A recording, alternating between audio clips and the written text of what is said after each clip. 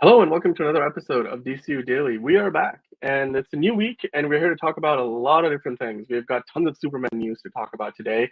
There's not only, a first look at Jimmy Olsen that we're going to get into. We've got Skyler Gisondo pictures out there now, James Gunn sharing them officially. And it's a little classic. I kind of put on my brown jacket to kind of like we've also got our first trailer for Superman, the documentary based on the life and times of Reeve, the great, the OG Superman, if you will. And I don't know about you, but that trailer, hit me pretty hard. And I know, John, it hit you pretty hard too. So, John, let's dive into the news that we've got on hand. And so, to do that, of course, how are you doing today? Doing okay. We got a lot of news today and a lot of nice things, a lot of cute things. Nothing major, but like enough that's like, oh, that's nice. That's nice. So I'm excited for today. Nothing world ending, nothing that'll get me into an angry rant. Just nice things today. Just like Superman, just nice things. So that's pretty good. Yeah, well, you know what? We could start with the first Superman story, which is the Twisters cast. I know, we were talking about Superman, but why talk about Twisters? Well, the Twisters cast, we've seen stuff from this before, where we saw pictures and people talking about how they were filming Twisters, Glenn Powell and the rest of the cast, and the director himself mentioning that when they found out David Cornsweet, who was on the cast of Twisters, he was going through the process of being potentially cast for Superman, and he got the call that, hey man, you're gonna be Clark Kent, you're gonna be Superman. And so he was on the set of the movie Twisters, and people just, everybody was like, oh my god, like this is huge. All of a sudden you've landed, not only the biggest role of your career, but probably the biggest role of anybody's career that was on that set that day, including of course Glenn Powell. Like, he's nobody on that set probably was like a Brad Pitt or a George Clooney level, actor or director. So for them, all of them, this was like a big deal. I mean, and now we've got this like video of them just kind of celebrating just the news and just freaking out. To me, this was again just really heartfelt and something where they get to express that for their fellow cast member. And well, I think the role they played in Twisters was so different from Superman, but everybody talks so genuinely about David Cornsweet, like he's a great person, and you know a reaction like this goes to show you that. So, John, what are your thoughts? What are your thoughts on Um this video? I Again, just just I just love congratulating how David like Cornsweet. everyone is just fucking going. It's like you have fucking Glenn Powell doing a fucking like Superman pose. The guy's like, I'm gonna fly, and the fucking face plants. Like everyone's just like so happy for him, and it's like really nice. It's just like it's not a lot, but it's just like, damn, that's pretty fucking cool. Not gonna lie, that's really cool. Yeah, I'm gonna just fly. Glenn Powell's That was always that was the making me best part. laugh. Yeah, he's just flying. And then, Glenn, if you play your cards right, maybe you too can be a. Let's see who You we too think. can. Fam casting him as Hal Jordan, Booster Gold, Batman, Green Arrow. What other fucking heroes? Fuck it, throw him in fishnets. He can be Black Canary too.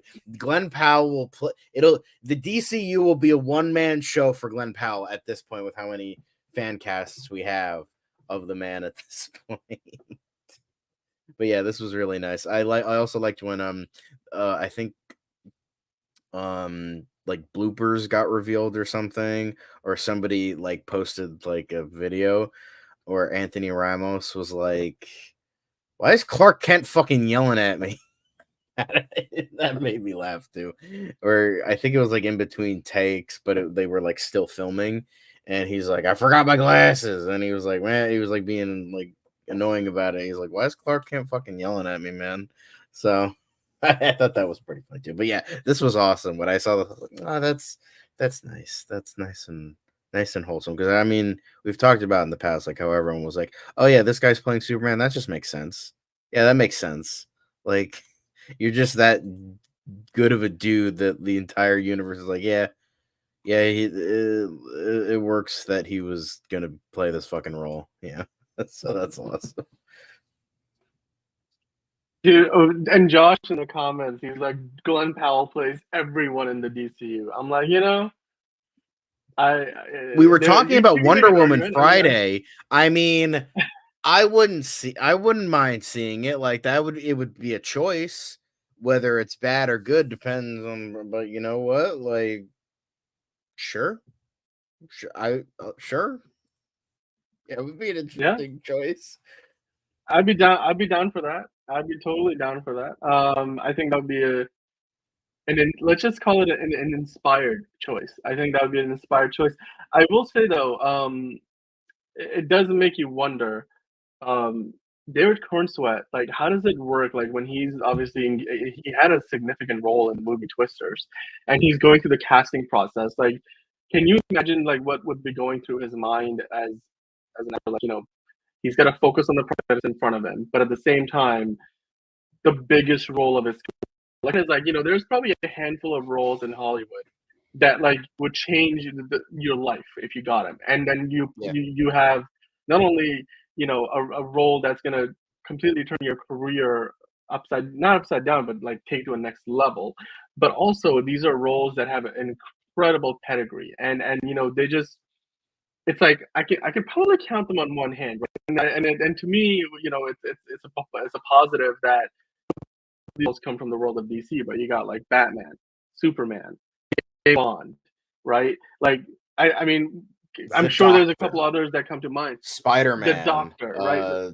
Yeah, like I'm Spider Man. sure It's there's. it's I'm yeah. sure there's just like every country, even the ones we're not as familiar with, has like a role that they're like, yeah, oh my god, that's crazy. So, it's Superman and Batman. It's certainly up there, and then like for other countries as well. Just I'm sure like he was a very consummate professional about it. Like he was like, yeah, Yeah. I'm still gonna Yeah. focus on this because it was a very different role from what people have said. He was like a Yeah. dickhole in the movie. He was playing a real asshole. So, We reviewed it on the show, he if you're has the curious. I range mean, you there. can go watch it.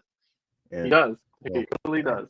I mean, when you see all the behind the scenes photos with the cast members, like David Cornsett always goes missing because he's just that much. I mean, if you talk about how he could be the everyman because he very much looks like it the way he carries himself. He's not somebody who's like front and center. He's not the guy who's gonna like immediately stand out in a photo. In fact, in a lot of those cast photos that we had looked through, you're like, wait, where's David Cornsweet? Oh, there he is in the baseball hat, like somewhere in the back. Like that's usually mm, how things go.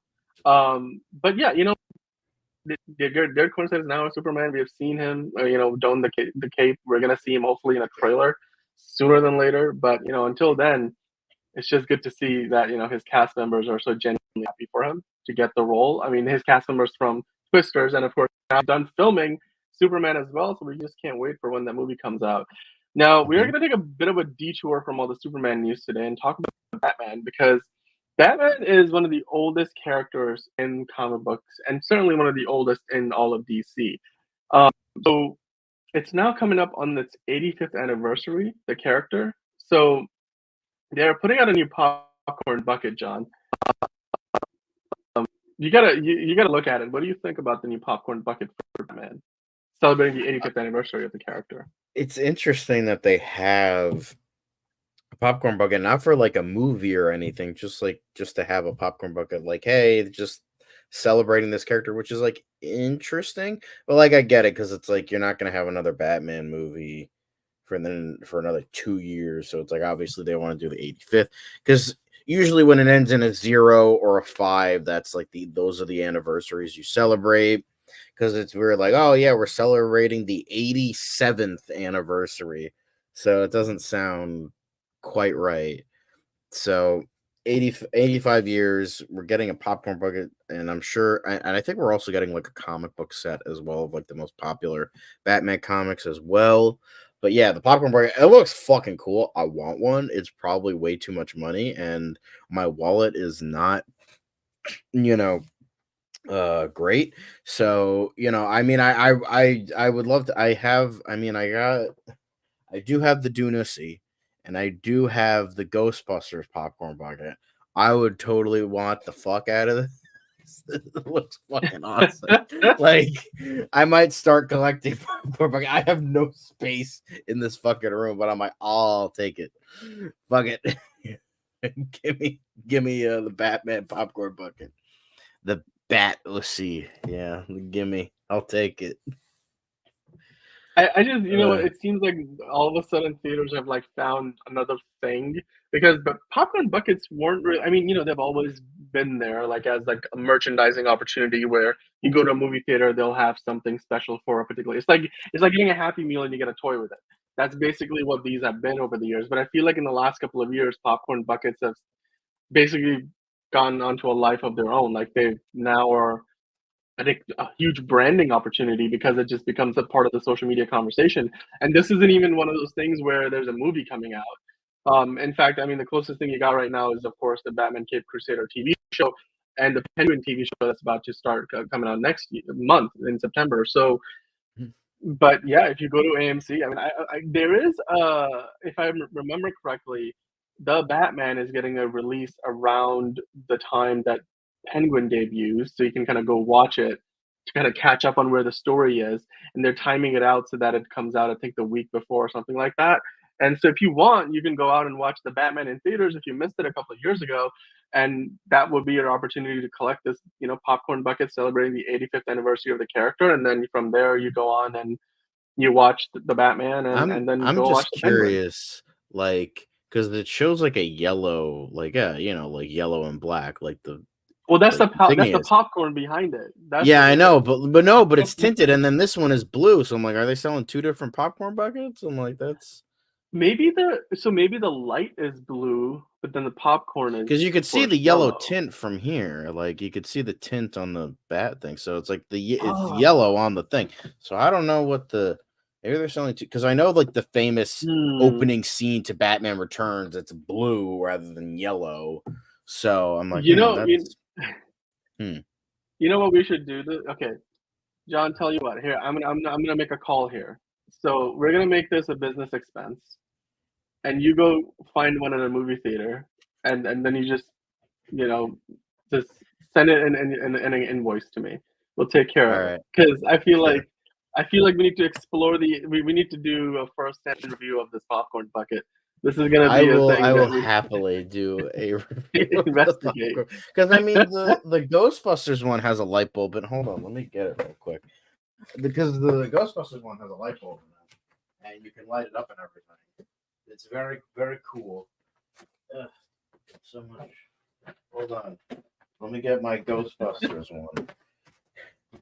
Here it is. It looks like a ghost trap. Very cool. I don't know how much. I don't remember how much this was, but yeah, it's a little dirty because it's been sitting on my shelf for a while. But hold on. Let me. There it is. See, has a light. So it's not like totally out of the. Yeah, it's very dusty. Jesus Christ. But yeah, it's not like totally out of the ordinary that it wouldn't have or would have a light in it. So it makes sense that if it has a light. But I'm just curious about the color. So yeah, there's my ghost, and I don't worry, I have the Dune one as well. Of course, I have the Dune one, and I'm like, ugh. When I saw this, I'm like, all right, I gotta fucking get this thing, and it has like little knobs and stuff on the side, so you can like turn and stuff. Like you can like turn this. It's like it's very funny. It's very cool. But yeah, there it is. Very cute. Anyway, let me turn this off. There it is. We'll just put it on my bed for now. Yeah, it has wheels too. You can. Dude, this is a whole There you go. experience. Like, Yeah, I'm here for it. that's probably better constructed than all the fucking ghost trap toys that were in the 80s. But hey, but does it reach the aura of the Dune popcorn bucket? The Nothing. does it does Okay, it hang it's on. Now you got nothing now quite you're gets testing to me. the I gotta get the fucking Doomlifty here. I don't think anything will ever be quite like this. Or they're probably gonna get demonetized now because of this. But like, yeah, there it is. I have this fucking. Look at this thing. Oh, look. Oh Just my god, that's got some use out of it. Oh, there's things are missing. Oh shit. no, things Um, aren't missing. It's just like that's how the fucking I got it like this. It was not. It was like bent and shit. So it like had. if you say so, I'll take your word for it. I just You could see there's no like. Don't worry. There's nothing inside there. See, it's all clean. Anyway, but yeah, I do have the Duna. See, I haven't used it. It's fine for popcorn. I don't want to ruin it. And plus, like, it's hard to fucking like. You can't. Whoever fucking made this is an idiot. it's okay. I think on that note, we should move back onto the topic of talking Superman. And actually, before we get into the trailer for the Christopher Reeve documentary, which I think we definitely need to talk about it, there was a question that Josh had. He was asking, what are the chances that the Superman movie coming out next year in 2025? What are the chances that that movie makes $1 billion at the box office? And this is a question that the internet has been kind of tossing back and forth for a while. I've seen other podcasts talk about it. I don't know if we really addressed it in a ton of detail.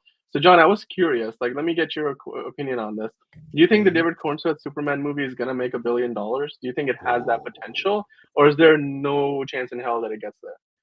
I don't know about 1 billion. The thing is, it's just like I feel like there's still a lot of people, even not like big like Snyder cultists, because they're like so small at this point. They're just a very vocal minority. You still have a lot of people that are like, I didn't like the DCU, but I loved Henry Cavill, and the fact that they didn't get him again is ridiculous. He was perfect. And then the behind the scenes photos, a lot of people didn't like, oh, it looks like a bad CW show. The costumes look terrible. So you do have a lot of people that are like not seeing this movie based on that. But I mean, but the thing is, you also have a lot of people that are really excited for it. Like, you had a lot of people that were, like we'll get into with the Jimmy Olsen stuff. You had a lot of people that were excited for that. So it's just like, I don't know about 1 billion, because it's like, unlike Deadpool and Wolverine, I'm like, once that movie was announced, I'm like, that's making $1 billion. That is 100% going to make $1 billion. If it doesn't, I would be shocked. And the thing is, everyone was on board for that. Unlike people like me who like didn't want to see it because Hugh Jackman is coming in, that was like nothing. I saw no complaints when it came to Deadpool and Wolverine. Like, yep, this is what we wanted to see. We wanted Deadpool 3. We want him teamed up with Wolverine, with Hugh Jackman coming out. Boom, boom, boom. We got everything we want. And then they hit every right aspect. Like, they filled it with cameos. It's, it was a swan song for the Fox X-Men universe. All that and everything. So it hit a lot of notes. This one, I would not be shocked. I do think it'll make its money back. Like, I don't know how. We don't have a budget yet. I think he said it's like about 200 million, probably around there. Dude, I So heard that a long time ago. I think 200 is, I mean, roughly in that neighborhood, right? Like, yeah, I would say given like that they're gonna 180 to be, 220 if I were to yeah, guess. 180 to yeah, 220. Let's like give like a range there. yeah. So I think it'll make that money back, but then that doesn't account for marketing. That's probably going to be another like 50 million. So let's say 250 million. It'll make that money back. I think it'll double it. It'll get 500 million. However, beyond that, I don't know. If I were to take a guess, this is John's theory time. More like John's prediction time. I think it'll make maybe around as much as BVS. I don't know if I don't think it'll crack $1 billion though. But here's the thing. If it's happening, I'm curious what China thinks of it, because they really the reason Aquaman made a fucking $1 billion is because fucking people in China went fucking crazy over Aquaman. Well, no, but the thing is, So the Aquaman didn't like make us so much money that, I mean, okay, it did help it cross the $1 billion mark, but it wasn't like Aquaman. I, you know what? You're both right, but I don't think like it needs China. Okay, but you know what? I'll wait for my turn. But go ahead. no, it's Sorry. just like no, it's like Um, that's essential. I think is I don't know. Like, they're always like a gamble, because it's like they like fucking trash, like the Transformers movies. That's why those kept making a fucking $1 billion at the box office until the fifth one, and then I mean, and the system then was pretty terrible. Like even um China was like, "This is bad." this is So, garbage. I mean, another movie with Mark Wahlberg. What the fuck are we doing here? Anyway, but yeah, I want it to make $1 billion. I want it to make $2 billion. I don't think it'll make that much. Like, Deadpool and Wolverine took a while still to like cross that $1 billion finish line, and that was like total admiration from the beginning for that movie. And so, well, Superman, I wouldn't say it's like divided. I would say there's more positivity than negativity, but I don't think it's enough that unless it makes like it has really fucking good word of mouth. Like people are like, no, this movie's actually really fucking good. Please go fucking see it. And that'll do it. But like, yeah, I think if it's great, I think it could possibly make $1 billion. I'm not optimistic about that. If it's good, maybe, probably not. And then if it's bad, it'll obviously not make its money back. But I'm kind of shaky about the $1 billion part. I want it to, but I don't think something like I feel like dodgy. I will happily be proven wrong. If this movie makes fucking $1.5 billion, I'll be like, I have never been more happy to be proven wrong about something Superman related since Tyler Hoechlin fucking was Superman in the Superman and Lois show. Like, I was happy when I was proven wrong with that. I'll be happy to be proven wrong with this, but something about it just like I'm not confident about it. It sucks that I'm not confident about it, but I'm not totally confident about it. So, Yeah, I mean, to me, when you think about, okay, so this is a new universe they're launching, right? Like, let's take a step back. Like, when you look at when the last time we saw a new universe being launched, it was Iron Man, it was Man of Steel, right? Like, new cinematic universe, you're starting from scratch. You're introducing a character which Iron Man had never really been done before in live action. Superman, when they were doing Superman, character needed a lot of rehabilitation. The Brendan Routh movie was not very well received. To me, looking back at the numbers of that time is a bit unfair because how movies were back in the late 2000s, early 2010s, in terms of the box office landscape was versus today is two very different things. And so I think a closer comparison would be the Batman, right? The Batman comes out at a time where the Batman as a character is sort of like, getting this very polarized treatment, because whereas on one end, Sony seems to have turned Spider-Man into a $1 billion cash cow, where now it looks like every time they put out a movie with Spider-Man, forget the stuff, with the other characters. Anytime they put out a Spider-Man movie, it's, bound to make at least $800 million, if not easily $1 billion. Whereas Batman, needed a little bit of work. So, I mean, the Dark Knight trilogy is well in a rear view window. So when the Batman came out, despite the fact that it was universally acclaimed and people loved it, the movie still, I think, made like 800 million. It actually, if I remember correctly, didn't quite crack 800 million, but it got pretty close. And that's great. I mean, the amount of money they spent on it, I think that was a great result. And that's about as good as you can expect, I think, on the first try. Now, of course, this Superman movie is one of those things where I think there's a weight of expectations. That Batman movie people thought was going to be a standalone film. They didn't really think that Batman movie was going to, be something that was going to lead to its own universe. People had questions. People were thinking about it. And Hunter Iggy has a comment that I think would be related to what we're talking about now. We were going to get into that in a bit, Hunter. But at the end of the day, when you think about it, that movie, despite all the positive, buzz around it, despite the fact that it, had so much going for it. I mean, it came out a little bit after the pandemic, so maybe that affected its number. But at the end of the day, I think it still ended up with like, a lot less than $1 billion.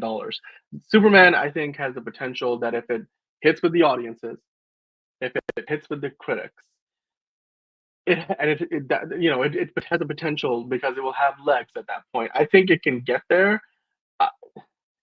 It's just hard to predict this far out because one of the big things that determines a movie's ability to make money at the box office is just how good or bad its marketing campaign is going to be. Now, I'll be the first one to tell you, I think Warner Brothers, even when they have a bad movie on their hands, can basically just lure you in with a great trailer. Like as far as trailers goes, and how studios do trailers, I don't think anybody does it better than Warner Brothers. And we're going to be looking at a trailer, you know, not in a few minutes that will probably back up that point.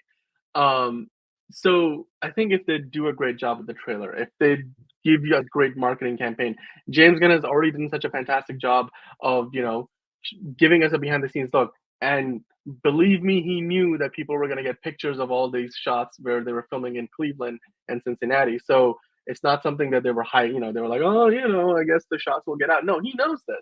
He knows this is part of the marketing. This is organic marketing, guys. This is no different than Elon Musk being like, yeah, people can take pictures of my Starbase in Texas, whereas Blue Origin and the Jeff Bezos company has kind of got everything hidden behind a building. He knows because this kind of buzz, this authentic kind of buzz, where it doesn't feel like you're throwing a 30-second commercial in somebody's face in between a TV show or a movie that they're watching.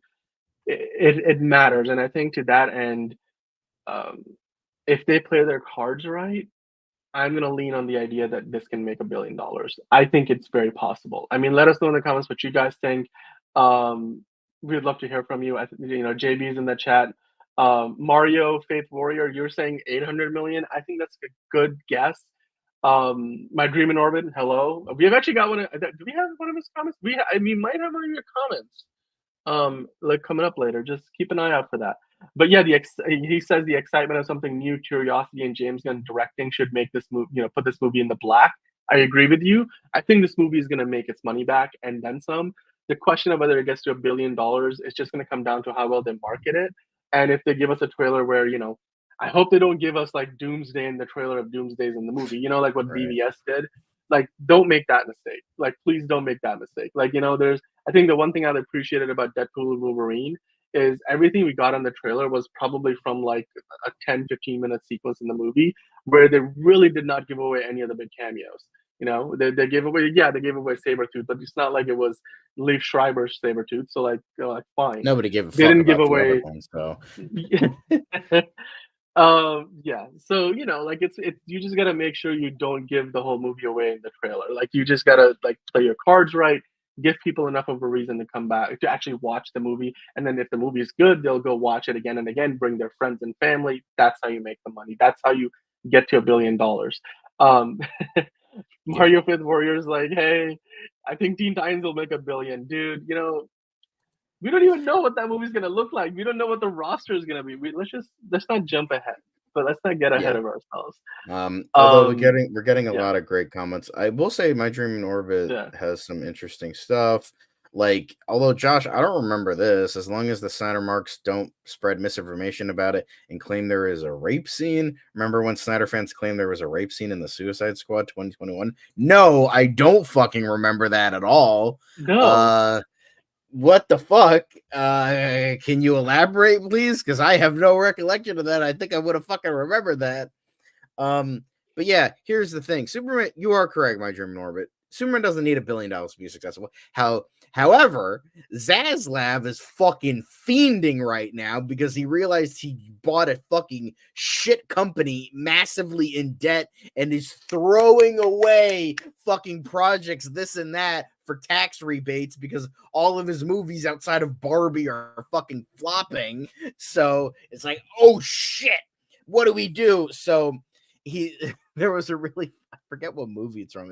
It had Emil Hirsch in it, where it was like some guy, it was like Zaslav on one character's body and then James Gunn's on the other, and he's like, and they're like pretending to laugh, be all funny, and turns to him and like, you better fucking cure cancer, because if this is not 100% Rotten Tomatoes, makes $2 billion, all this shit, it's gonna be a fucking failure. Like, maybe not in the eyes of fans where it, actually matters, but like in the eyes of like this like Zaslav and all the other super higher ups, like the board of directors and blah blah blah, because this needs to be the biggest success possible. They're like, we just abandoned our cinematic universe after 10 years because it was so much in the shitter. This better fucking work. This pressure's better on. work. Yeah. So, Mm-hmm. you know, I'm just saying, like, obviously, I agree with you. Like, money isn't everything. Some of the greatest movies flopped, but some of the worst movies get $1 billion. That's I obviously. So, but the thing is, in terms of the context of everything that's happened to get up until this point, this needs to make money. So, if you want a DCU, you better be hoping that this makes a lot of fucking money. So, you know, we'll see. I mean, Yeah. fucking BVS made 800 something million dollars, and that was Dude, it still a made like failure. almost That was still a 900 failure in million. the eyes of WB because it didn't make $1 Yeah. billion. So, you know, Yeah. And I think Josh or made a good point in the Spider-Man comments. 3. He said, That made almost $1 billion, and that was considered a mm-hmm. failure. So, like, you know, it's you never know with these fucking companies because they're all greedy assholes. No, I mean, look, I think it's about expectation because the Batman versus Superman movie should make $1 billion in its sleep, quite frankly. And the fact that it didn't do that was because of how badly people received it. I personally had fun with it. I thought the ultimate cut was way better. They should have kept the 30 minutes in that they took out, and it looked like they did that too late in the process because, it wasn't like it was clearly a decision made in the editing process, and it wasn't like they were able to film stuff to kind of stitch the pieces together. And I thought that you lost because the plot was so detailed. Some people would say convoluted. I like to think that there was a lot of intricacies to the plot in terms of how Lex is pulling all the strings. But that movie probably needed those 30 minutes. But anyway, the point is, this Superman movie, if it has the quality, like Josh said, of James Gunn's previous work, I think will be good. James Gunn's, all of the Guardian movies had made like 700 million plus. The last one, the Volume 3, almost made $1 billion. It fell just short, I think by like 100 million. And quite frankly, if this first Superman movie makes that kind of money that Guardians of the Galaxy Volume 3 made, then I think from there you can only go up. Like the second movie will be almost guaranteed to make $1 billion. It's coming out in July. Yes, there's a Fantastic Four movie coming out 2 weeks after it comes out. But if Superman is great, then people will keep going back to see it. And like you said, if a market like China steps up and they get a couple of 100 million added on, then we're on our way to $1 billion. And more Catman earlier said excited for the DCU, and we are as well.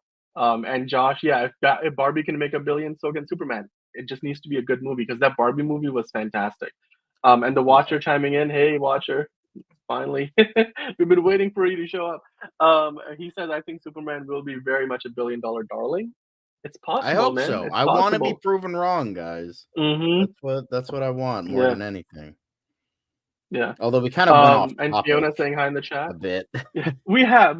But let's switch over to. But before we actually do, so since we were on the topic, let me kind of like address this. Hunter and earlier asking, did you guys see the CGI fan film called World's Finest with David Cornsweet and Robert Pat? Well, he says Patterson. I'm sure he meant Robert Pattinson on YouTube. I have No, not, John. I I don't know if you haven't came across even this. heard about it. If you guys in the chat have seen it, let us know what you thought about it. We're gonna try to find it later and see if it's worth a shot, and if it's anything that's worth talking about. But yeah, it's obviously not part of the official story of the DCU.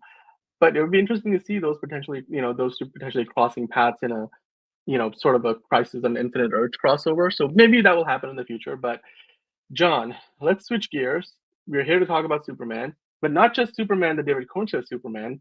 We're here to talk about Christopher Reeve Superman, the man who started it all, who launched the franchise, the superhero movie that really showed us, proved to us that we can believe a man will fly. And to be quite frank, the movie that still is the benchmark to this day. Kevin Feige himself has said, and will tell you if you ask him, that he goes back and him and his team, they watch the Superman movie from 1978, and whenever they're trying to do a new origin story film, because they're like, that movie got it right.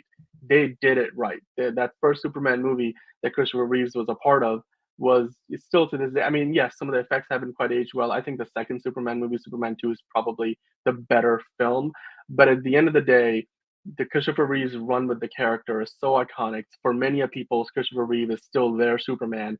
I think for me, like Henry Cavill is the one that I would gravitate to. But that's because I grew up at a time when it became a core memory. But for a lot of people, that is the Christopher Reeves Superman movie. So John, there is a new documentary coming out now with Christopher Reeves. Just I think he interviewed for this. If I remember correctly, we've got sound bites of Christopher Reeve in this movie, and it's a film that is meant to essentially give us a behind the scenes look at the character of Superman, but more importantly, at the character of the man behind Superman. Henceforth, the name is Super slash man. It's not, it's a bit of a play on words. But you saw the trailer for this, and Mhm. without further ado, I do want to kind of dive into some of the moments that you most related to. I, for one, have not seen the whole trailer, but I got to see a part of the trailer, and I was just emotionally just kind of wrecked for a little bit, and I was just like, this. When people say quintessential, I don't think it's ever been a more accurate way to describe a trailer than this trailer as Mhm. Christopher Reeve, the man himself, quintessentially was Superman. Like he embodied the character of Superman in real life more so than probably any actor embodies the character that they play on screen. And I think that's something that James Gunn has an understanding of, which is why he, cast David Cornsweet because he could sell so far. David Cornsweet is very much, an embodiment of the character he's going to be playing on screen. And you could say a lot of the same for Henry Cavill back in the day. So I think we've never really quite had a bad Superman. But Christopher Reeve, I mean, I think lives on a tier of his own. What did you think about this trailer, John? I thought it was really very touching because it's like even though like you had this horrible thing happen to him, he still was like, I'm not gonna go down without a fight type of thing. Like it's just Yeah, like even though he says in the trailer, he's like, I'm not Superman, I just played a part where it's like you are so many ways of being wrong with that because of what you did and what you accomplished in your lifetime before and after is just like so much more than anybody else could achieve and what he did for so many people what he and his wife did. I don't want to discount his wife either, Dana Reeve as well. Um, so I think I like that we're showing like this side of him because I know a lot of people kind of saw him as just he was a Superman, but he wasn't just Superman. Like um he was more than that as a person, as an actor, and sort of everything. And we will always kind of sort of cherish him for that. And I really like how this is like really showing him properly. And I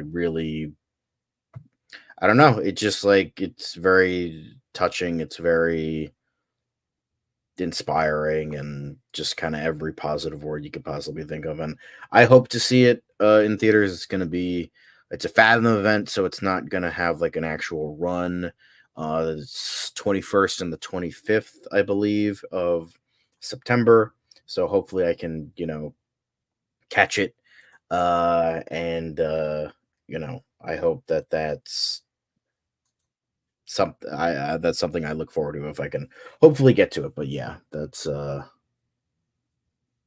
this looks yeah. really good. I mean, and of course, you got Will Reeve in this, one of Christopher Reeve's three kids, and he is a journalist himself. Works for ABC in the U.S., one of the broadcast networks, ABC News, and we know that he is going to have a cameo. He's going to be playing a reporter in the movie.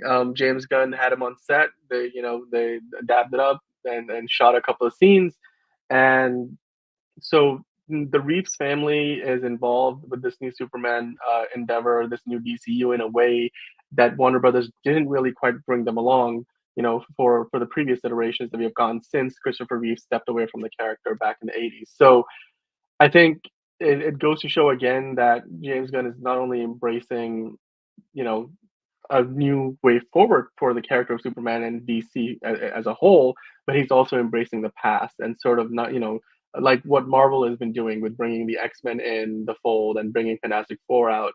I think we're starting to see that, James Gunn really means it when he says that, hey, DC is a great brand, and while they didn't really that Warner Brothers weren't really the best caretakers for the franchise in the past. We're gonna make sure that we take good care of these characters and the people behind the characters. And Christopher Reeves was, not only an advocate, for many causes during his time, but as far as his role with Superman goes, he wasn't just playing Superman on screen. He had a producer credit. He did a lot for the character as a whole. We wouldn't have gotten, as many Superman movies as we did if it wasn't for Christopher Reeve's dedication to the character behind the scenes. So I think, he dedicated his life to, not only the character but also advancing more awareness for the disability that he struggled with on the back half of his career life, and he inspired millions of people along the way, and he continues to do so. And we finally get to see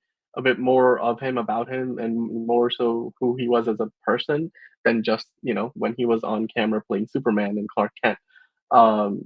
And yeah, I just remember when James Gunn first announced that they had acquired this movie for distribution, because I don't believe this was produced by Warner Brothers. This is something that they brought in, and said, you know what, we're gonna take this on and we're gonna distribute it. We're going to shepherd it the way that it deserves, and give it the platform that it deserves. And Mhm. John, you kind of gave me a bit of a background on this before we got started.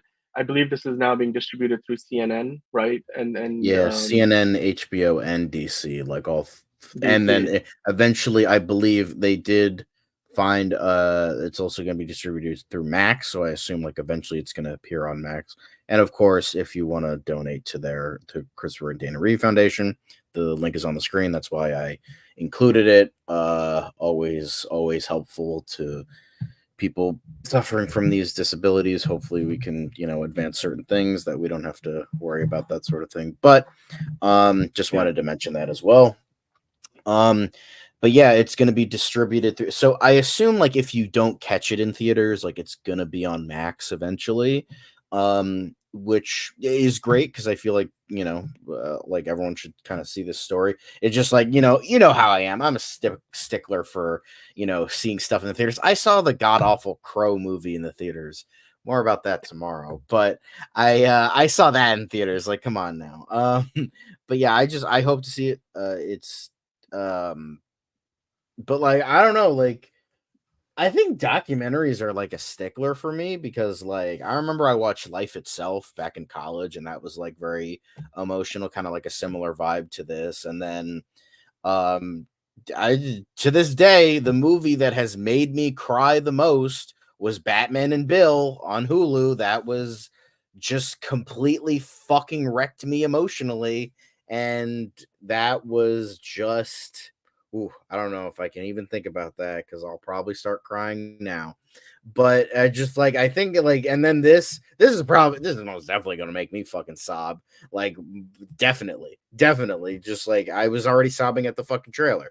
So I think documentaries they get me. I don't know why. I'm not really a big documentary guy. So, you know, but yeah, I think It's, yeah.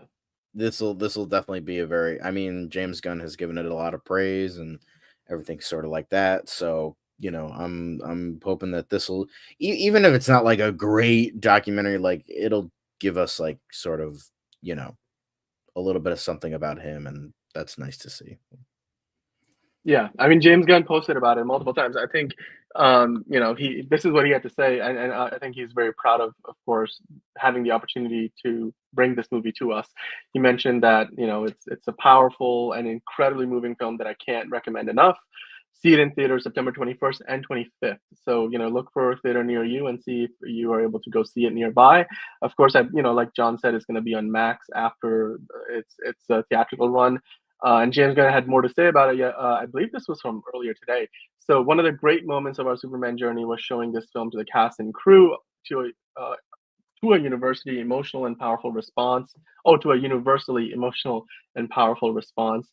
We all felt like a part of something larger than ourselves, and we have Chris and his family and the filmmakers to thank for that. I can't wait to share the Christopher Reeve story with all of you. You can get your tickets here, and John, like you said, is a Fathom Events screening. So there are going to be screenings at limited theaters across the country in the US, I believe. So you're welcome to go on James Gunn's Threads account and find the link there.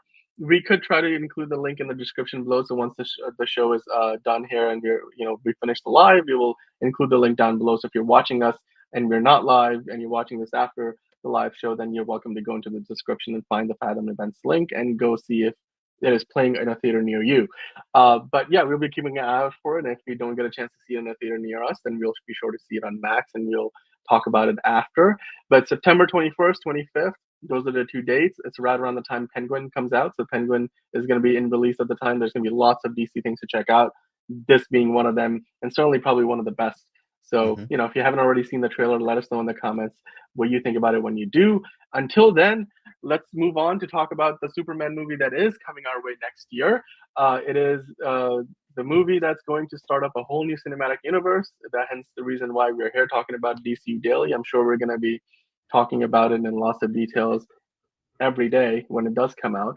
But for the time being, we have to just kind of wait for these little nuggets and crumbs of information to kind of pop in, unless we're getting more behind the scenes set photos like we were getting for a long time. And so, John, the news of the day is that there's our first inside look at the character of Jimmy Olsen being played by Skyler Gisondo. I know that when these set photos came out, these aren't set photos. When the set photos came out from Cleveland, you were wondering, wait, is he dressed like the classic Jimmy Olsen from the comics? Like, what is he gonna look like? And you were just a bit disappointed because we never quite got a good look at Skyler Gisondo. And then every time we saw him, it was in some kind of behind the scenes photo. But now we finally have this look at Skyler, like dressed in very comic accurate attire. What are your thoughts on this? You kind of put this collage together, comparing the comic book version with the live action version. Tell me your feelings on this. Dan, it's beautiful. I've looked at this for 5 hours now, and it's just beautiful. Yeah, no, like I am that meme. Like I mean, would I prefer bow tie? Yes. However, this is pretty fucking great though. Like this, like once Skyler Gisondo was cast, I'm like, I had seen him in a couple things, but I'm like, oh yeah, that's just Jimmy Olsen. Like when like it was funny when the trifecta of the Daily Planet people were cast, I was like, David Corsa, oh yeah, like everyone around him was like, yeah, he's Superman. I'm like, yeah, that's Superman. And then Rachel Brosnahan was cast as Lois Lane. I'm like, yeah, that's fucking Lois Lane. And then Skyler Gisondo was cast. I'm like, that is motherfucking Jimmy Olsen. Now, as long as he doesn't get like fucking point blank shot executed in the first 20 minutes, this will be like the best. Yeah, and he won't be a CIA agent. Mark McClure. I will say, I think Sam Huntington played him in Superman Returns. He was a very good Jimmy Olsen, I will say. He was very good. He nailed Jimmy Olsen probably the most. Like Mark McClure was fine, but he didn't really have much of a prominent role in those movies. Like in Superman Returns, he felt like Superman's pal. Like, oh, like, I know Superman Returns, not a great movie, but like I always give credit where credit is due. And I love it. Yeah, he's like, he works at the Daily Planet. He's a photographer. He's not a CIA operative. And it's like, Jesus Christ. Anyway, like I just, I just like ever since like this, I've seen so much, like in my Superman groups, I've just seen so many, Jimmy Olsen related images. I think Tom Taylor like posted some stuff from his deceased run. And like it just like I want Superman's pal again. I don't want a CIA operative. I don't want people like a dumbass in distress and blah blah blah. No, I want Superman's pal. I mean, come on. Darkseid was revealed in Superman's pal Jimmy Olsen back in the fucking early 70s. So like, you know what? Hell with it. Give us, it's beautiful. It's truly beautiful. Now it will make it more beautiful is if we get that bow tie. Like at some point, like I would love to. I think Gisondo could really fucking give us that. I think he could pull it off. Could pull off a great bow tie. So and as 11 would say, bow ties are cool. So like give us that bow tie. I'd love to see that, but like just even like 2 seconds. Like maybe it's like It'd be really funny, like as we see in the comic image, like we see his press badge. It would be really funny, like if like they have his press badge, but it's like it was like his first day of work, and he's like half blinking, and then in order to like make a good impression, he has like a little bow tie on. That would be really funny. That would be really cute because I think that they would nail that. Like he's like, and that's like Steve Lombard could like make fun of. He's like, yeah, you like your stupid bow tie. He's like, I wanted to make a good impression. Shut up. And then like something like that. I think that would be really cute. That would be cute, just getting kind of ragged on a little bit. But yeah, of course, Steve Lombard, dude. I feel like Steve Lombard is gonna be one of the most entertaining because you see him on every time you saw him on set and all the pictures, the dude was just like dripping like jackassery, and I think that's essentially what we're gonna get. Like it's Josh with a bit of sarcasm. Is that what that is? Yeah. It's just love it I mean, so much. I have a question. Do you think Jimmy Olsen and Superman start out as friends in this movie, or is this something where we're just gonna like have to wait for that to develop over time? I wouldn't mind either. Like I could see like I don't know how they're gonna do. I don't know if like everyone's gonna be like, oh, they already have a job, like they're already set in their roles. I mean, it is a year 2 Superman, so he already has the job and all that. I don't know if like Jimmy Olsen will be like a new hire, maybe not. If he's a new hire, I would love to see the relationship develop over the course of the movie, that friendship that like we all love to see. And then on top of that, but if they're already,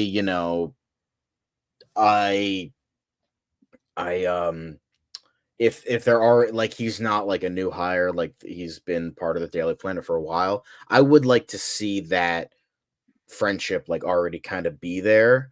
Like I just don't want him to be seen as like, oh, he's the stupid, annoying like character that nobody likes, because that's what I feel like Jimmy Olsen has been inaccurately portrayed as a lot of the time. Oh, he's just this like annoying, shitty character, when he's a lot more than that. One, he's Superman's pal, and two, he is, he's kind of like almost like the audience surrogate in a way for a lot of people, because sometimes some people don't, gravitate towards Superman. I disagree, but like some people don't, and then but then they can like see themselves as Jimmy Olsen. They can see themselves as Superman's pal. So that I just want him to be his pal and like his best bud. Like as much as I am not interested in My Adventures with Superman, I do like how they do have that dynamic in that show, how they're like besties, and I do really like that. Yeah. So. Yeah, I mean, and he's a news reporter and has a podcast. Like it's kind of updated for the here and the now. It's not really. I mean, even though they're gonna go with something that's more classic, you can still make it so that it's a little timeless, right? Like in terms of how the relationship develops and, but yeah, I mean, there's a good question here from Hunter Iggy. He asked, "Do you think Jimmy Olsen will have a crush on Supergirl, just like in the Superman animated series?" That's an interesting question. I mean, to me, the That's answer what becomes was shown in My Adventures with Superman as well. They had a but bit like of a it depends on relationship if there. Supergirl is on Earth or not, right? Like, I mean, that to me is like where that would like that's how you gonna qualify that question with, does the world even know about Supergirl at this point? Like what do you think? I wouldn't mind seeing it. It's kind of cute, not gonna lie. I mean, it's been shown like as in the animated series, in My Adventures with Superman. It's like they've shown to like have a like relationship. So like it would be nice to see, I think. I think that would be really cute. I don't know if it'll happen, but it would be cute if they include it. Yeah, no, I think it would be fun. It's especially because now you got a whole cinematic universe. You can kind of like develop these relationships and then have payoffs down the road, like and then you can see these characters kind of intermingling with each other's movies, where you have a character that's traditionally associated with just Superman, but he can show up in a Supergirl movie. I wouldn't mind seeing that. Like I think it's cool, and of course, Skyler Gisondo is young enough that he can probably be around for a very long time and be a part of the stories that are being told. Unlike, and again, look, I'm not gonna say that as a filmmaker, Zack Snyder had made a decision and he stuck by it. It is what it is. I just thought that was a character probably wasted because maybe Zack Snyder just didn't see the value, and I think like people He want to didn't. see that traditional relationship. So JB, I think I'm on the same page as you. I want to kind Yeah. of see that where Clark and Jimmy are buds. It's something that we didn't really even get to see in the Arrowverse because it was sort of like he's got a crush on Supergirl and all that, but um, we never really got to see Jimmy Olsen and the Tyler Hoechlin Superman sort of interact all that much. It seemed like they were kind of past their heyday as a friendship and moved on in their careers. I want to see that relationship because we really haven't seen that in the mainstream in recent times. And in the Adventures of Superman, Jay Kelly points out Clark and Jimmy are roommates. Yep, I did know that. Yeah, I mean yeah. There was a funny moment. He's like, of course I knew you were Superman. We've been roommates for like a year. Like, really? I'm not stupid. And like, that's like, can you imagine like if that relationship is sort of like the DC version of Ned and Peter Parker from the Spider-Man I movies? hope not, because Ned fucking sucks. I fucking hate Ned. Fuck that guy. No, I don't want that to be like that at all. Ew, gross. Okay. No. No offense to Jacob Batalon, he's just playing a character, but Ned's character fucking sucks and he's fucking annoying.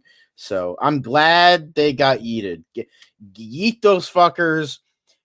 I just have Spider-Man being your friendly neighborhood Spider-Man, and fucking have him pork Black Cat. Like at this point, just get Sydney Sweeney as Black Cat, have Tom Holland fuck her, and then we don't have to worry about Zendaya and fucking Jacob Batalon anymore. Fuck them. We don't got to worry about them. Screw them. To hell with them. Let's just, I mean, let's just focus on that. Ned could become a villain. Like isn't that like the story arc in the comics? Like he could come back and he was brainwashed to think he was a villain. He wasn't actually a villain. He well, was but like blamed to be a villain, but yeah. We know that from the last Spider-Man movie, he kind of has magical inclinations, if you will. So like, who knows? Or just diabetes, according to Doctor Strange. But God, dude, like I think you just never mind. But I do agree with My Dream in Orbit. I think the Daily Planet newsroom is going to be pretty epic. I really love and I had a really good time with like they had organized the Daily Planet cast of characters and Man of Steel.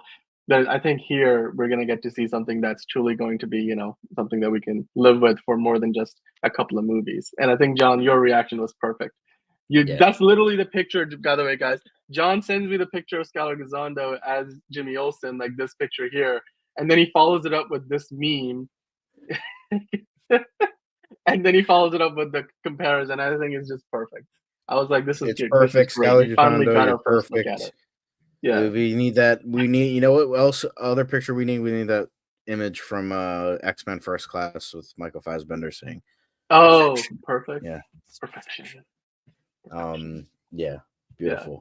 Although I would say Rebecca Romaine is perfection as Mystique, not Jennifer Lawrence, but that's just me. To each their own. To each their own. Omega beam that like button if you're watching the show, of course. Thanks for Man of Steel Magnolias. That was a classic comment. I love to keep that in the bank. That's another one. Fiona thinks your voice, Bane voice, is great, John. I'm sure we'll get back to that on Thursday for Kite Man. Eventually. But if you guys are watching, hit the like button. We really appreciate that. That helps us out with the algorithm gods of YouTube. Hit the subscribe button if you're here often enough. That way when we have a new video going live, and hit the notifications bell.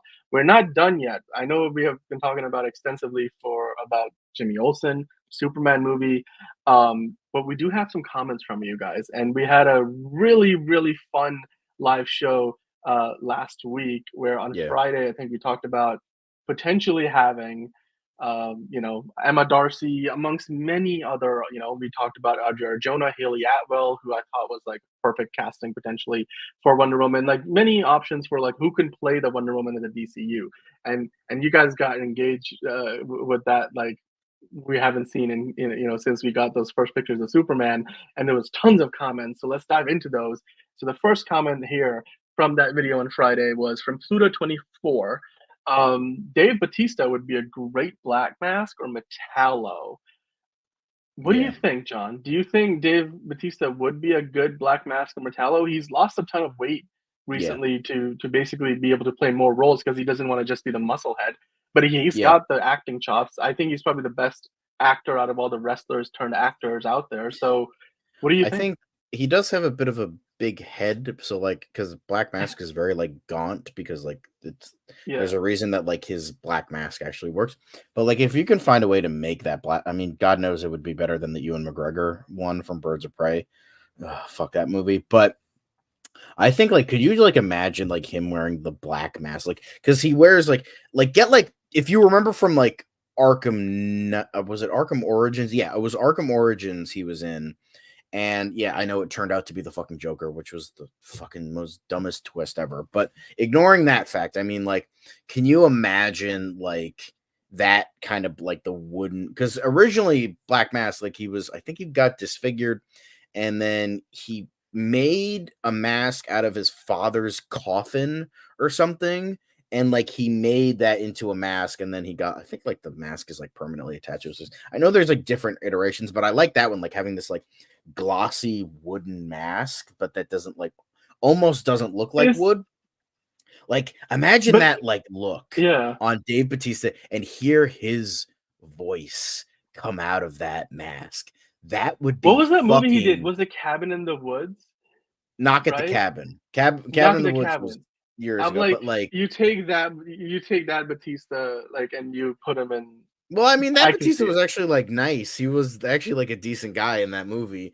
But like imagine like he was menacing in this. To me, he was menacing in this weird way. You can really put a finger on it, you know. I would say like imagine him like kind of more what he was in Dune and like a little bit more subdued rather than like yelling all the time. Like imagine like his like just like a very calm demeanor coming out of that mask, like because he has like a very like kind of like soothing but threatening voice. Like I mean he has to. I mean he was a wrestler for so long, but like I feel like he has like a good voice where like he doesn't need to yell to get what he wants.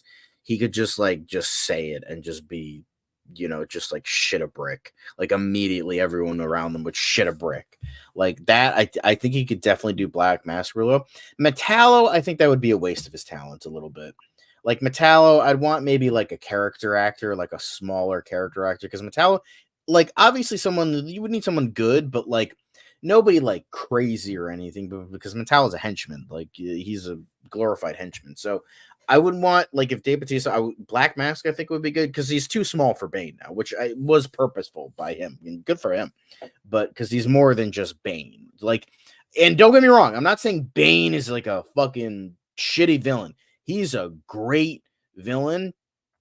But I think like let's not do Bane again because we got him in, you know, Dark Knight Rises, and that was a great portrayal. But I think like I would want to see other villains that we haven't seen, like Black Mask, because I don't count Ewan McGregor's. I would love to see, you know, like Black Mask actually fight Batman. That would be really great, especially in whether it's the Batman or Batman Brave and the Bold. Either one would be great. So I would love to see him mainly as Black Mask or one of the other ones, but not Metallo. I think Metallo is a bit of a waste a little bit, but yeah, I think that's definitely a good suggestion. Yeah, I think there's some. Yeah. Oh, by the way, wear the cape. He's saying Wildcat. Fuck yeah, I could see Wildcat. That would be great. That would be awesome. I'd fucking love Wildcat because, like, even though he's not big now, he's still like a broad guy. And I imagine he can probably bulk up if he got one of those roles, though. Like the dude has been a bodybuilder his whole life. Like he can still probably put on like bulk up a little bit. You know, yeah. Those steroids, so you know, just like quickly get some build in there, and then like I think Wildcat would be awesome. Like in terms of like his physique, he would be great. But the thing is, I don't think they would include Wildcat though, because he's kind of a weirder character and he's more, you know, kind of golden age character. And I don't think that they would kind of go for that unless they're like planning to do like a Justice Society movie. I don't think they're going to do that anytime soon. So, you know, but Wildcat would be awesome. But if we're talking about villains, Black Mask would be cool. But yeah, Wildcat. Fuck yeah. What wasn't Ewan McGregor Black Mask in that Harley Quinn film, The Birds of Prey? We don't. Or am I thinking of something else? We don't. Okay, I'm just saying we've gotten an iteration, right? Like but he's not a real iteration. I don't blame Ewan McGregor because that would have been fantastic casting if they actually fucking like did it. But like they also gave us Victor Zsasz, and he was like a fucking platinum blonde wearing a Hawaiian shirt. Like, that dude wasn't fucking Victor Zsasz. Let's get that perfectly clear. All right, so Yeah. Well, there was a good question here in the chat. Let me see if I want to bring this up. Josh had a good question that I think we should address before we go on to our next comment from last week. When do you think we should see the first trailer for Superman? Like the Superman movie coming out next year. Do you think it's something that we're gonna have to wait for until next year, or is this something we will I get to could see see this it year? maybe around the time Creature Commandos comes out. I could definitely see them like giving like a very small teaser, like maybe something that doesn't have footage. Maybe it's just like a slow zoom out of like the logo and we hear dialogue. That I could see Mm-hmm. something like that, because again, James Gunn is one, he doesn't want to ruin stuff, and two, he takes VFX very seriously, and thank fucking God. So I don't think we're going to be getting something like very like heavy in terms of like so I think we might be getting like the smallest of teasers around the time Creature Commandos came out at the most. If not, we're probably going to get something like midwinter, I feel. Yeah, I think February would be a good, that's, yeah, essentially late January, early February, I think would be like a good, where they got enough under their belt. I mean, although he did say they started doing VFX while they were still filming, so there is that. So I think, yeah, I think that's a good one. I think February would be a good, if it's not like a super small teaser for like Creature Commandos, because they, what they might not want to do, they might not want to take away from Creature Commandos. Yeah. Because then that'll be like, then nobody will, oh my God, the Superman teaser, and then no one's gonna give a fuck about Creature Commandos, when already that's a little bit dicey because it's animated. It's gonna be max streaming only, so they might want to like give all their focus on. They might want to heavily market that and not take away with Superman. So I think I would say early February would be a good guess. I don't know when New York I Comic Con is though.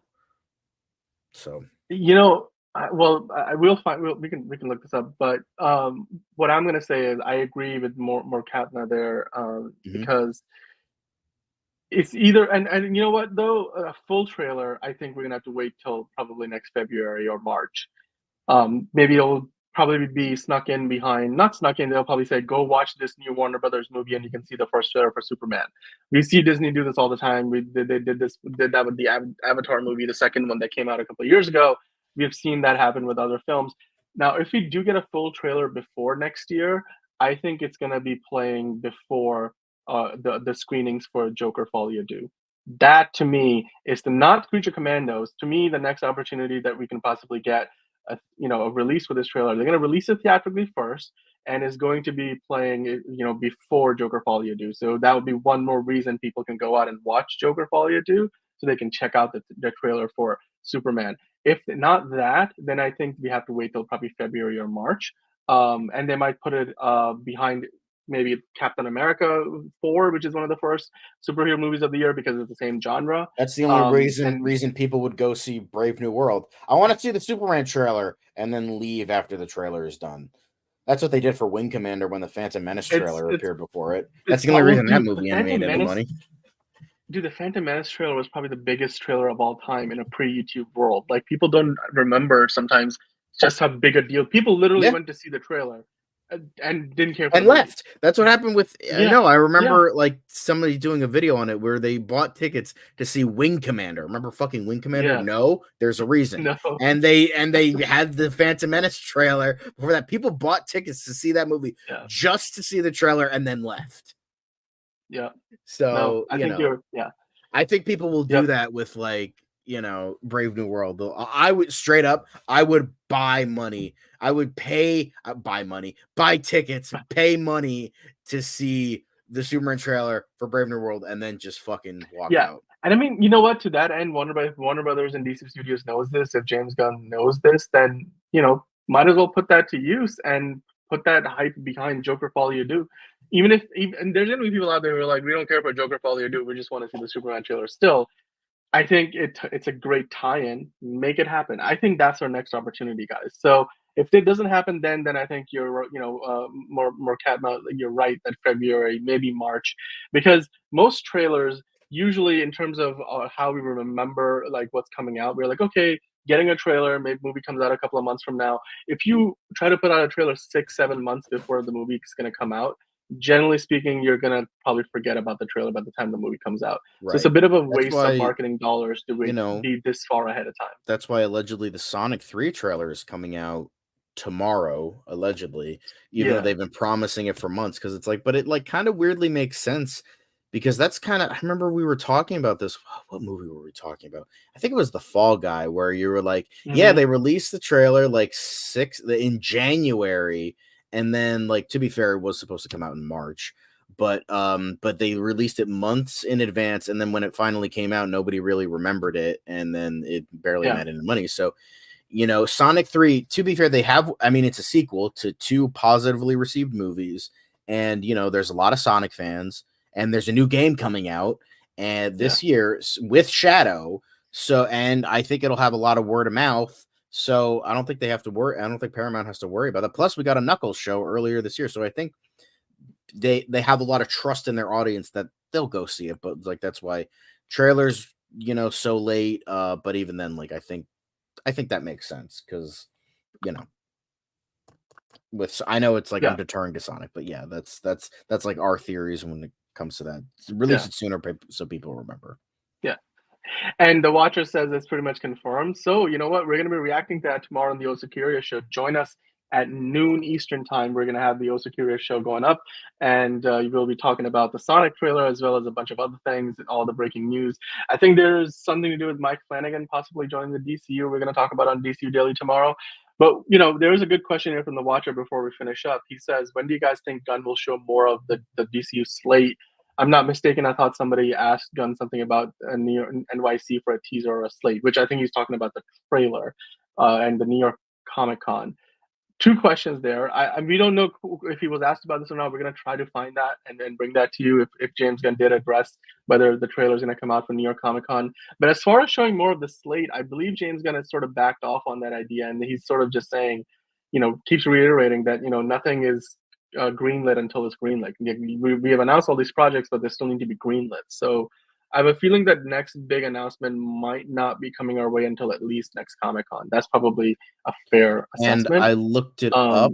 Um, New yeah. York Comic Con is October 17th to the 20th this year. So we might get something Okay. then. I Yeah. doubt it, but Yep. if anything is coming out, it would come out then. Yeah. I think My Dream in Orbit has got a good point too. I don't think they're in any rush to put this out. Like the movie Yeah, just they ended aren't. post production a month ago. It's James Gunn isn't So worried about it. yeah. So Yeah. And you know what? Like Josh also has a point that they probably will give us something, but you know what? Something doesn't need to be a trailer. Remember the first thing we got for the Penguin was like a behind the scenes featurette. It wasn't a trailer. Then the trailer came out literally like half a year later. So we could get something, but it doesn't need to be the trailer. And yeah, it could be at Comic Con. It's a good point there by Josh. Now we will finish off the show today by talking about one of the other comments from Friday when we were talking about potentially, casting Emma Darcy or several other names that John brought up. A fan casting for Wonder Woman in the DCU, even if Gal Gadot was to potentially come back in the role. And Adria Arjona was one of the big picks of the day.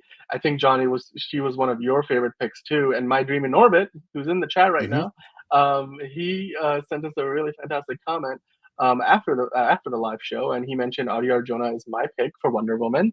He said Wonder, but I'm sure he meant Wonder Woman. I look at her and I see strength, beauty, empathy, and compassion. She is also a great actress, and given her age, Audrey can play this character for a long time. The actress from The 100 is an inspired choice, John. That was one of the other ones you brought up. She was great on that show and a very physical actress, which I'm sure he meant means that she had a good physical presence to her in the show, which she did. yes. There was a lot of action sequences in there that I think I forget the name of the actress, but I think she would make for a good pick. But of course, My Dream in Orbit thinks that Arjuna Arjona would be a great pick. She's in a ton of projects from TV shows to movies. She's done a lot of big blockbusters. She's played multiple roles alongside other characters. She was with Diego Luna in Andor. She was with Glenn Powell in that Netflix movie that came out not too long ago. Man, yeah. She's been in the Godzilla franchise. And then my dream in orbit continues to say, I just don't want them to bring back Gal. When I think of Gal's Wonder Woman, the first thing that comes to mind is the line, Kal-El, no. A small sample of Gal's acting prowess and a line I would like to forget. Which, look, hey, to be fair, that line was in Zack Snyder's Justice League. You know what that means? That means Okay. Zack So don't Snyder blame put that line fucking in there. Joss Whedon on that So fucking line. All so, right. and at the end of the day, it's not. I don't think anybody could have made that line like sound good. I just don't know. Like that's just a badly written piece of dialogue. So I wouldn't disqualify Gal Gadot coming back solely on that one line Because she alone. literally Hello, has no. like It an just entire it's movie showing that she's a pretty good actress. So, like, yeah, and say we will about Wonder Woman 1984, she was not one of the bad parts of that movie, yeah, like she tried, like, but that was a yeah. poorly written script and poorly directed movie. So, she tried. But John, what do you think about the idea of Adria Arjona playing Wonder Woman in the I new think she DCU? has the look. She kind of looks like Gal a little bit, kind of like how David Cornsweet kind of looks Mm-hmm. like Henry Cavill. So, like, I could see it. I would like to see her bulk up a little bit, like, because the thing is, I love like when I think of Wonder Woman, I see like Alex Ross bodybuilder physique Wonder Woman, like that. I want to see a big Wonder Woman. So, like, obviously that is impossible. That achievement's impossible. However, I do think, even despite this, I think she would be great in terms of physicality, in terms of like just like body in and of itself.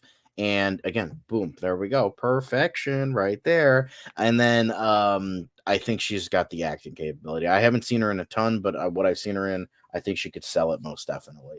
And considering that James Gunn does listen to the fans, because David Cornsweet was fan cast as the character for a while, I wouldn't be shocked if she was cast as Wonder Woman. But it might be a while until we get that, because we're getting prequel series and then, hopefully eventually a film or a show with her.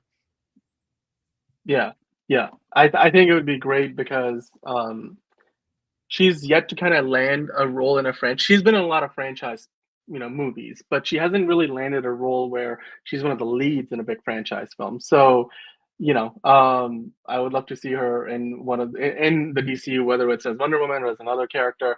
Um, yeah, and James in the comments is all Alex Ross all the time when it comes to casting, which you know what? I think it is somebody could play the Wonder Woman who's got the kind of like physique of the comics. I think it's possible. You just got to find the right person for the job. It's going to be difficult to just pull some. I mean, but you never know. You can land on somebody who's as perfect as RDJ was for Iron Man, or as perfect as Christopher Reeves was for Superman. But even Christopher Reeves, what you used to talk about how he walked in to the casting process and he was like, I don't, he didn't feel like he was quite bulked, and he wasn't bulked up for the role. He bulked up after he got the job. And Henry Cavill, many actors talk about how even Paul Rudd bulked up for the Ant-Man movies. So Kumail Nanjiani yeah, for Eternals. He got wow, majorly booked up. But he had hopefully he what, like a kept that six physique pack? for. Yeah, Yeah, bro had like or an 8-pack. I'm pretty sure. God damn. dude, yeah.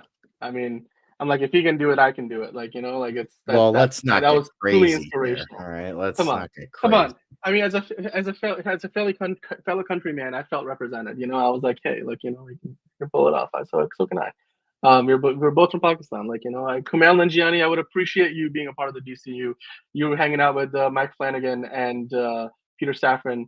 Hey, that might be a sign of things to come. Speaking of which, that is what we will talk about tomorrow, because Mike Flanagan did have something to say. I think he was at a Comic Con recently. Was it in Toronto or something? And he was asked about like the DCU, and he had some things to say about that. Let's just say he's excited about the new DCU, and maybe his potential participation in it. We're gonna dive into his comments. We're gonna talk about that. We're gonna get your thoughts on it, and so much more tomorrow on not only the DCU Daily, but we're gonna have the Osa Curious show. We're gonna be reacting to the new Sonic trailer that is gonna be dropping tomorrow. There's Hopefully. a bunch of other news out there. Well, I think one of you guys in the chat said it's pretty much confirmed. All There's a right. bunch Well, of yeah. We're gonna talk about that. There's a bunch of other news like Ted Lasso potentially getting greenlit for the season 4. I can't wait for that. I mean, that's probably one of the best. It's probably, yeah, it's literally one of the best shows that's been on TV the last few years. Comedy or otherwise. We're gonna dive into maybe potentially another strike happening in Hollywood and what the Teamsters Union is doing. Working with the AMPTP, the producers in Hollywood, to avoid that. We don't want that to happen. We want our movies to come out on time. No more delays, please. There's so much more beyond that. We're going to be reviewing The Crow, which some of you guys apparently liked it, and John very much did not like. So we're going to talk about that. Angelina will be on. So Hunter Iggy, please do join us. I know you enjoy those Curious shows. And of course, we'll be talking about the DCU. We'll be looking ahead to the movies coming out next week. We'll be reviewing Blink Twice with Channing Tatum, directed by Zoe Kravitz. I've been getting so much, behind the scenes interviews fed to me on social media about that. So there's lots to talk about there. And of course, we'll take your questions and comments and any fan theories you've got. If you haven't already, drop them down in the comments below. And if you're in the live chat with us, thank you for joining us. Everybody, from Josh to My Dream in Orbit, The Watcher. We've got James. Thank you. Thank you. James says you guys are awesome. We appreciate the feedback. JB, you've got Jay Kells dropping in the chat, Mark Katna, We're the Kate, Fiona, Hunter Iggy, of course. I don't know. Did I miss anybody? If I did, I'm sorry. I will definitely try to get to you. Mario Faith Warrior. That's a fun name. And we of course have many more of you guys watching. So join us tomorrow in the afternoon. Again, we'll be back with the Also Curious show. We'll talk about Mike Flanagan's comments about the DCU. We'll talk about the new Sonic trailer. We'll review both The Crow and Blink Twice. And I'm sure there'll be other news that we'll get into as well. Until then, as always, go out there watch something DC related, whether it's on your TV at home or in a movie theater near you, and then come back and talk to us about it tomorrow. Until then, John, we'll see you next time on another episode of DCU Daily.